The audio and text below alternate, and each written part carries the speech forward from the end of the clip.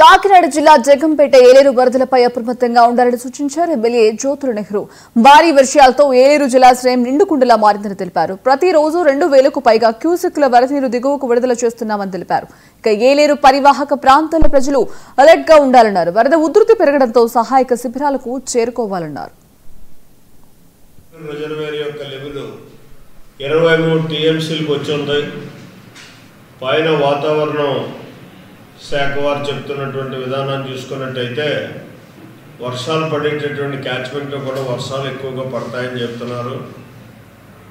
ప్రస్తుతం అయితే 2200 క్యూసెక్కులు పైనుంచి కూడా నీరు ఇన్ఫ్లో వస్తున్నటువంటి పరిస్థితి ఉంది.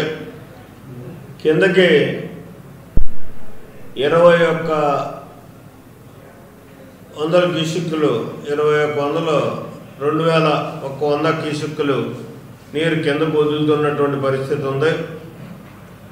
కాబట్టి అది 25గానే అయినట్టయితే మన గ్రామాల్లో కొంత ఇబ్బందికరమైన పరిస్థితి వచ్చేటటువంటి పరిస్థితి ఉంటుంది. కాబట్టి అందరూ అలర్ట్గా ఉండాలి అని చెప్పి ప్రత్యేకంగా మనవి చేసుకుంటున్నాను మీ శాసనసభ్యుడిగా.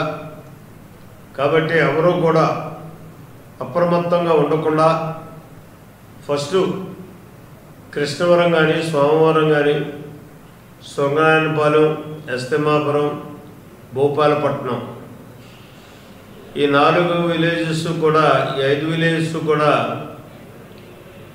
కొంచెం జాగ్రత్తగా ఉండాల్సినటువంటి అవసరం ఉంది. ఎప్పుడైతే 25 కానీ 26 దాకా వచ్చినట్టయితే మళ్ళీ మీకు హెచ్చరిక చేయడం జరుగుతుంది. ఆ హెచ్చరికను బట్టి మీరు మెరక ప్రదేశాలకు వెళ్ళాల్సినటువంటి అవసరం మాత్రం ఉంటుంది. సేఫ్టీ ప్లేస్లో ఉండాలి.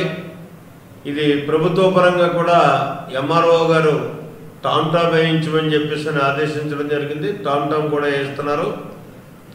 మళ్ళీ మరొకసారి మీ అందరికీ మనవి చేస్తున్నాం. ఏలేరు రిజర్వేర్ యొక్క లెవెల్ 20